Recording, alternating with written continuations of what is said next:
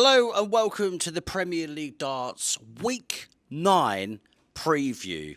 Berlin. We're going abroad, yeah? We're going into Europe.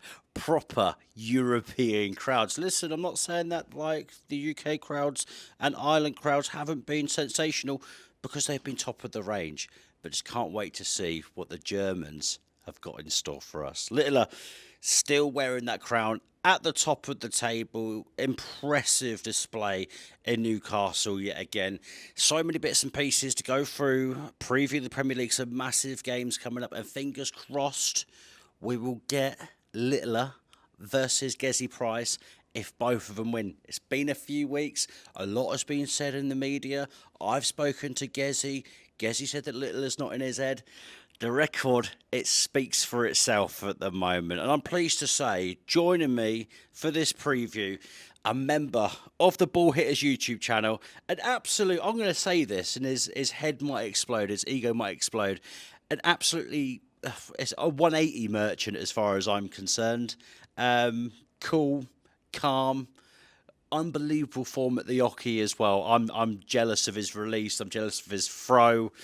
I'm going to stop bigging him up. It's the quality dartsmith himself, Ollie Howard. Ollie, was I too nice to you there? I've been called a lot worse, Matt, but I'll definitely take with what you said there. Appreciate that, mate. Thank you. Listen, let's kick off. Aspinall versus Bunting. Nathan beat Bunting in their Premier League meeting in Brighton when all of the TVs were cutting out and whatnot. I thought Nathan was really unfortunate to not make the final last week in Newcastle. It was Luke Humphries that came out just on top instead. 2 wins to his name at the Pro Tour, but couldn't make it happen day 2 in Leicester. Are we, especially on the TV stage as well, when we saw the Euro Tour over in Germany a couple of weeks ago, which Nathan won, are we seeing more aggression from Nathan? Because, it's getting towards the business part of the Premier League where he's thinking, do you know what? Forget about the niceties now. I need to be aggressive to make sure that I make it to the O2.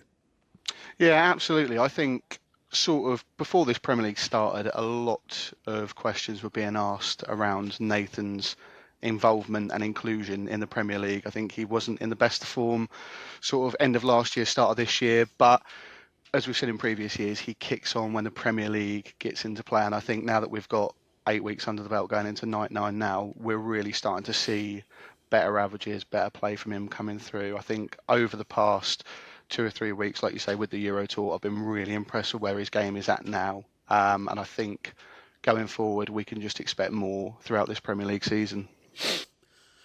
And because if he's on that big finish at the same time as well, and we sort of Rob Cross, I always go back to week 2 when Rob Cross was messing about with that double 2, the double 4, and Nathan was on about 260.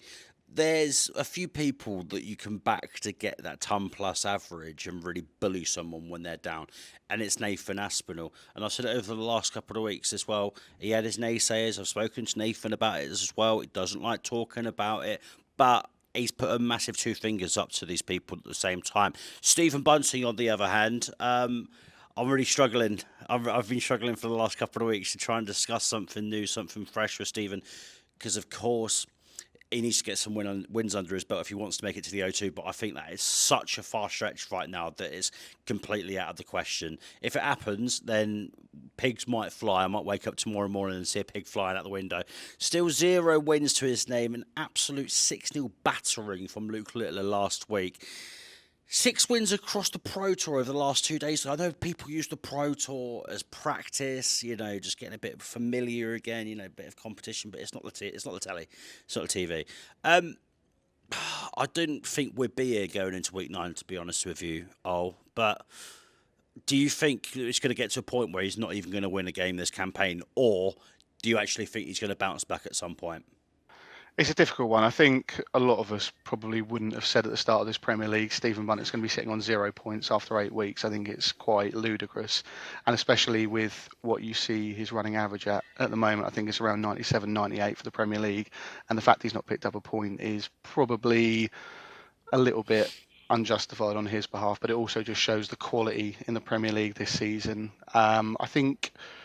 I think he'll get a win, and I probably would fancy him to win tomorrow night. I think with where his game's sort of been at, I think he can probably take Aspinall probably 6-4, 6-5. I think that's probably what I would go with on a prediction. But I really hope he does get that win, and just sort of after that we might start to see a little bit more relaxation. And then obviously as the weeks go on, who knows, there might be a miraculous comeback. But right now, unfortunately, we can't see that. So We need a bit of Bunting mania coming back. You remember the Worlds when it was all going crazy? Just want the good vibes back on a social absolutely. media. And Stephen's still smiling at the same time as well, which is the most important thing. Quarterfinal number 2, Humphries versus Rob Cross.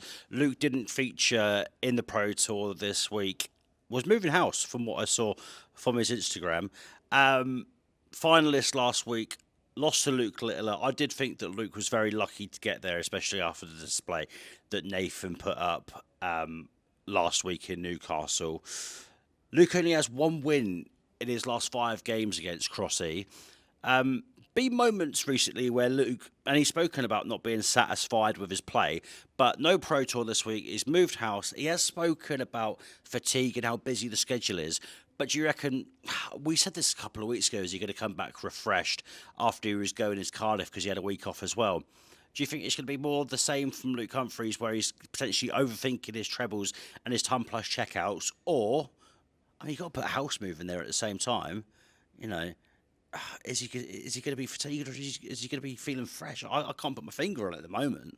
Yeah, it's a difficult one right now. I think where his sort of game's at. I've seen him reply to a couple of posts on social media recently as well, where people have said Humphries is sort of on the downturn now, and he's obviously gone back to them. But I think we all know he's a class player, and he's been at the top of his game for the last couple of years now. And I think deep down over the next couple of weeks, we'll probably start to see a little bit more of him. Like you say, I think with the house move and stuff going on at the moment, it probably is a bit of a difficult time for him. And Mm. again, life does take over. It can't always be darts, but for him, I think as soon as he kind of gets that done and out of the way and maybe starts to reset and refresh, maybe come the next major, it might not happen in this Premier League. I still fancy him, obviously, to get to Mm. finals night, but I think it might be sort of Miller this year, or certainly towards the latter end of this year, we might start to see him get back to the game where he was sort of 18 months ago to 12 months ago. Back-to-back second round exits for Rob Cross in the Pro Tour as well. But Premier League, I mean, I love Rob Cross. He's an unbelievable human being, and he can actually come up with some majorly clutch darts as well. You think about what happened in Cardiff, the big fish checkout, when the biggest fish that no one has ever deserved. That is like that. That was like getting a great white shark out of a paddling pool with no water in it. For goodness sake, are we considering Rob Cross as really the dark horse to make it into the top 4? Of course, you got Michael Van Gerwen and Gerwen Price. I think Gerwen Price is definitely going to make it in that 3rd spot. I know Michael's occupying it right now, but I think a lot of people are forgetting that Rob Cross is actually picking up some major wins. May not have a nightly win yet, neither does Michael Van Gerwen, but has made it to a final. Do you think that he could actually sneak in there for the O2 come the end of May? Yeah, I mean, I was looking at the table sort of start of this week, end of last week, and obviously saw how close it was between him and GEZZY at the moment for that 4th spot. And I just think he does go under the radar a lot. I mean, we see quality from him every single week, but he's just very consistent, I think, and I think he is more than capable of beating every single player in that top 8 or in that 8 for the Premier League. And I think we've seen it in previous years where he will just switch it on at a certain point. And like you say, with that 170 last week, we saw we didn't see that coming at all. I mean, it was No. just absolutely ludicrous, and the reaction of the crowd was absolutely justified as well. I think it's just, yeah, with him, I think if he gets his game in a right spot and he gets his mindset in a good spot as well, I think he could be a real big danger. I think if he got to finals night, there will be a lot of people, or certainly the top 3, should I say, looking over their shoulder at him if he got into there, because he is capable of beating anyone on his day. Chris Dobey versus Luke Littler. Chris, we all know, said it last week, I say it every week, phenomenal picking up the points. I mean, he's such a natural 180 hitter as well. I've just been so underwhelmed, and I think a lot of fans have been, and I think Chris would say the same thing at the same time as well. I mean, hasn't really been able to have a sniff of the outer ring in the opening 8 weeks. Where he's maybe a sniff is actually poor, but actually like trying to secure those important doubles to get over the line. Saying that he hasn't gotten a sniff is almost like he hasn't gotten down to finishes. But what I mean by that is just hasn't been positive in a sense, checking out. Last 16 exit in the Pro Tour, losing to Connor Scott, friend of the show. Hello, Connor, if you're watching.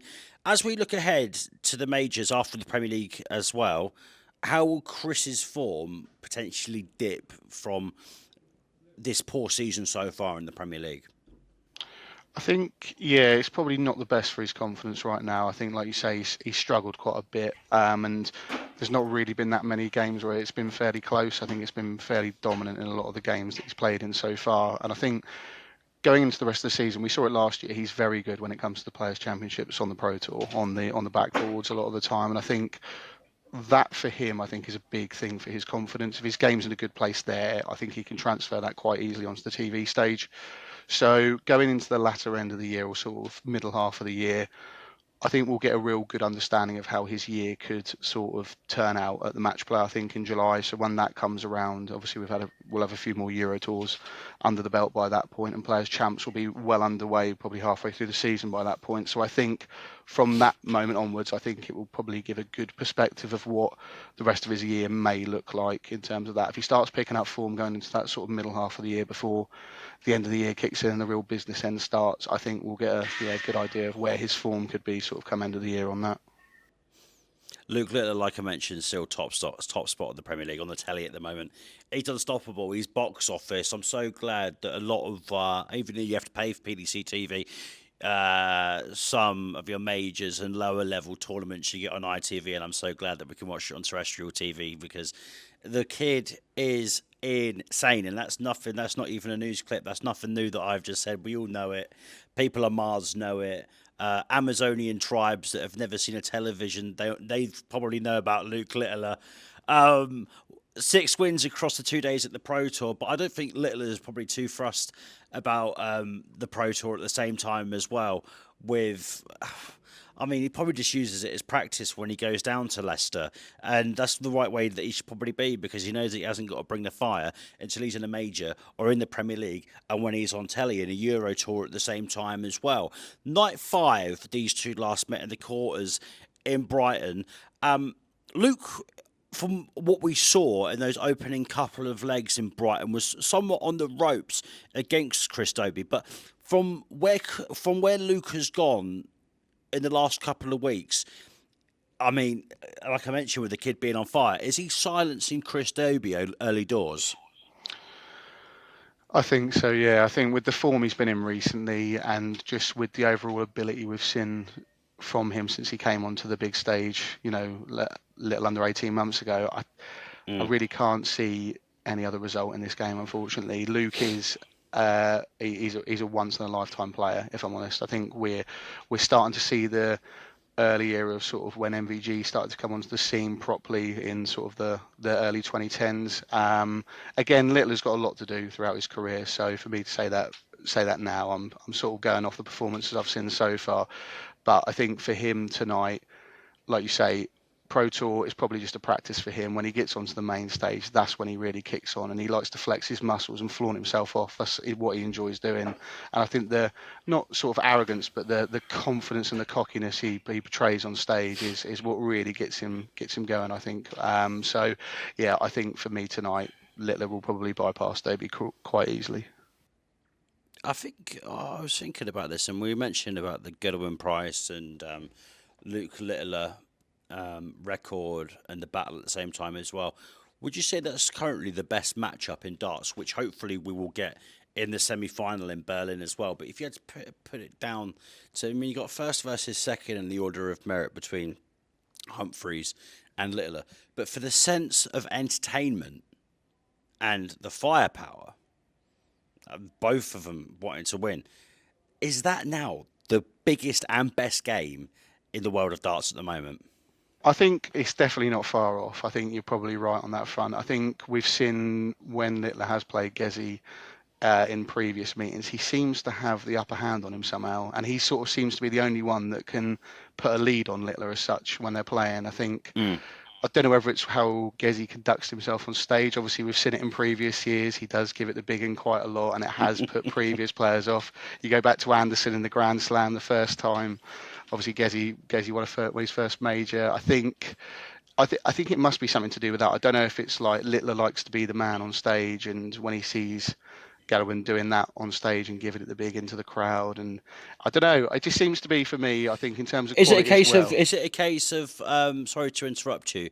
Too many people giving Luke Littler respect, and Gezzy knows I'm here to win money just as much as this man. I don't care if he's 17 or 18. I think we've seen that, and I think we did see that throughout the world as well. A lot of people do tend to give Littler quite a lot of respect just because of how talented he is and obviously the age he is. But I think Gezzy knows for him, like you say, he's going up there, and that is his livelihood. He's going up there to win money and to win tournaments. And for him, I think he just goes up there, goes about his business, and he doesn't really care who's in his way. And like you say, in terms of quality, Gezzy seems to perform his best darts when he's playing Littler as well, which makes it even better. So I think, yeah, probably the best game in world darts right now. I think it's probably them two matching up. So hopefully we get that semi-final tomorrow night.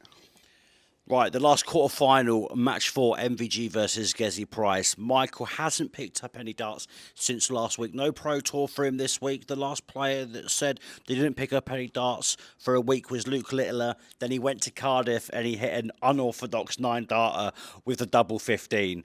Oh, Jesus wept. But Michael, it's just. Oh, I get to the point where it's just like I write it every week to ask questions about Luke Littler, and I'm like, I don't even know what to say. But sticking with Michael van Gerwen, hasn't had a terrible couple of weeks. Finalist in Cardiff. I probably wish he did a bit better last week in Newcastle. Euro Tour at the same time as well, reached the semi-final. Young Mike van Gerwen, his little boy celebrated his 5th birthday this week, so he probably just wanted to be around the family rather than going to Leicester on the Pro Tour. A week of no competitive darts for Michael. We know that his form has been up and down over the last couple of months. Life does get in the way, and these players are going to have exhibitions. They're going to be filming with ball hitters. They're going to be doing X, Y, and Z. They're the busiest people, some of the busiest people on planet Earth, and they've still got to be a husband, a wife, anything, a father, everything that comes with, being a human being from time to time. Is he going to find it hard to click back in after his little weekly break? It doesn't really get much easier when he's paying someone like Gerwin Price as well. I think, yeah, obviously when you go back after not playing for a week and you've got Gezzy first game, it obviously does look quite daunting on paper. But as we've seen with Michael before, like his run at the Worlds, he can just switch it on when he wants to. He's still that class player. He may have obviously changed his throw slightly over the last sort of 2 or 3 years, from where he was sort of back end of the 2010s. But I think, like I say, he can just switch it on when he wants to. And I don't think he'll be too daunted by the task. If anything, a nice little refresh and a little bit of time off might have done him good. And ultimately, we won't know that until tomorrow night. But I think he could easily switch it on against Gezin, especially with the situation with the crowd in Berlin as well. Mm. Obviously, the German fans are electric over there, and I think he likes to thrive under those conditions. So hopefully, we see a good MVG tomorrow night. Gerwin Price as well this week. Players Championship 9 winner, beating Ian White. Incredible display of the time plus averages at the same time. It is like Gezzy. Whatever Gezzy you get at certain competitions, if it's the Pro Tour, if it's the Euro Tour, Players Championship, X, Y, and Z, the guy can throw absolute bombs, and it's a pleasure to see. Like we saw over the last couple of weeks, and I mentioned the time plus averages for Gezzy. Back-to-back quarter-final exits. I know he'll probably be hurting after going out in Cardiff. Wales, home crowd. Just didn't happen for him in the style that it happened as well with Rob Cross hitting that big fish. From what you've seen so far, and I mean, we've spoken about the Gezzy and the Littler, the rivalry. Gezzy's record 6-0 against him over the last couple of months going into last year as well. If Gezzy's in form and he's going to make it to the O2, I mean, no one's in his head. He's in other people's heads. Could he be our Premier League champion? I don't see any reason why not, if I'm honest. I think we go back to that top four, who it currently stands as now. Gezzy can have the upper hand on any of those. And obviously, the one we look at out of all of those is Littler sitting at the top. And the fact that, like I said earlier, Gezzy can get that little edge on him, can keep him on his lead. If that ended up being the final, that honestly, I could see Gezzy winning that. I think, like you say, going back to Cardiff, notoriously he's not played well there on Premier League nights. I think he puts himself under a little bit too much pressure when it comes to the home crowd. But I think we'll see a better Gerwin Price tomorrow night. And I think he can, again, very similar to Michael, they'll turn up for the occasions. They'll thrive off the crowd, and especially in Berlin with the atmosphere, what it's like. I think we're in for a good game. Probably an 11-legger. I would say either way, but yeah, he's got every potential to kick on and go and win that PL title. Ollie, before I let you go, just give us your nightly winner for Berlin, please. I will go with the man we just spoke about, and it will be GEZZY. Gerwen Price will be the night 9 winner in Berlin. Oh, I'd love to see it happen, even though there's not a player that I dislike in any of them. I love them all to absolute bits, but Gerwen and the new arc that he's created, even though we all called him a villain, he's told me before, I never classed myself as a villain. God, it's good to have him back after that poor 2024. Ollie, thank you so much for your time. Ladies and gentlemen, please do us a massive favour. You already know about him anyway. One of the greatest, if not the greatest, darts YouTube channel that's out there. TikTok, short form, darts, YouTube. Listen, Ball Hitters is top of the range. Got some unbelievable videos. I mean, what would you say, Ollie? Tutorials. You've got pros. You've got all the ball hitters against each other as well. It is. I'd like to say it's got something for everyone. And that is exactly why we started the channel. We wanted to give darts a very mixed background of, like you say, pros, tutorials, tips, us playing each other. It's just something for people to watch and enjoy realistically, outside of the normal game where you see pros banging in 10+ averages on a regular basis. And thank you very much for your kind words as well. Do appreciate that massively. Anytime, mate. We'll give it 2 years. Hopefully, when this podcast rises through the roof and the boys invite me on, I'll I'll rob them on the board, and then they'll have to get the pints in as well. Ollie, thank you very much, pal. Speak to you soon. Appreciate that, Matt. Cheers, bud. See you later.